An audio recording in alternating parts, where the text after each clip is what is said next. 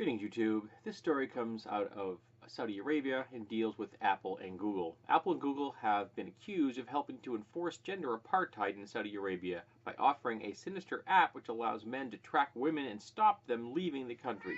Both Google Play and iTunes host Abshur, a government web service which allows men to specify when and how women can cross Saudi borders and to get close to real-time SMS updates when they travel.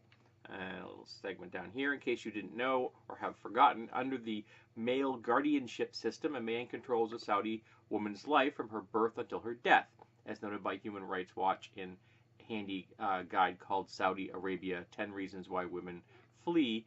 Every Saudi woman must have a male guardian, normally a father or husband, but in some cases a brother or even a son, who has the power to make a range of critical decisions on her behalf. The Saudi state essentially treats women as permanent legal minors.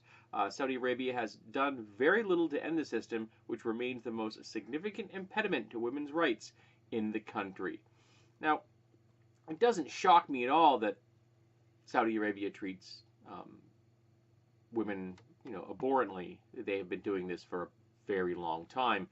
Within my life, there was an instance where there was a school fire and girls were not allowed to leave the school because they were not properly attired, and they died.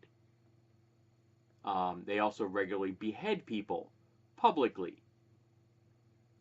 Yes, the social conservatism is a disease, and Saudi Arabia has a near terminal case of it.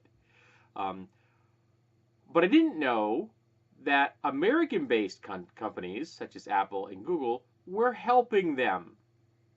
That's horrible.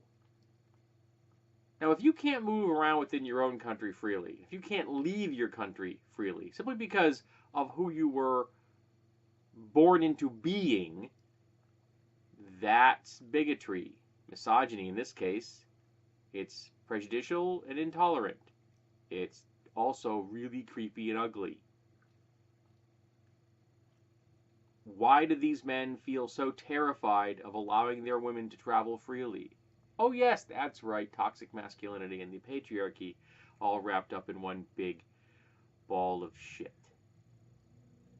So, I'm both not shocked and shocked by this story. Not shocked on the Saudi Arabia side, they've been doing horrible things for centuries.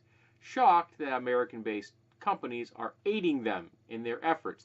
They've freshened up the social conservatism and made the misogyny all bright and digital, made it handy so men can track the women in their lives and prevent them from being fully fledged human beings, with moral agency and autonomy.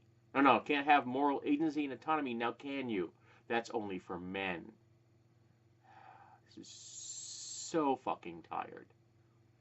But can you imagine, personally, you out there right now being told that you couldn't move around where you live freely? That you couldn't leave the country if you wanted to leave it? Nope, not allowed.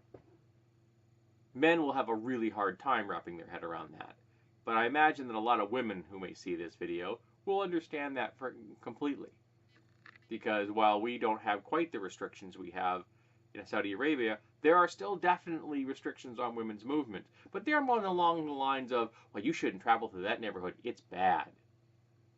And accusing them of crimes for being the victims of crimes when they befall them. So our social conservatism is a little less obvious in some regards, but it's still social conservatism, and we're still applying it to women, and it's still misogynistic and ugly.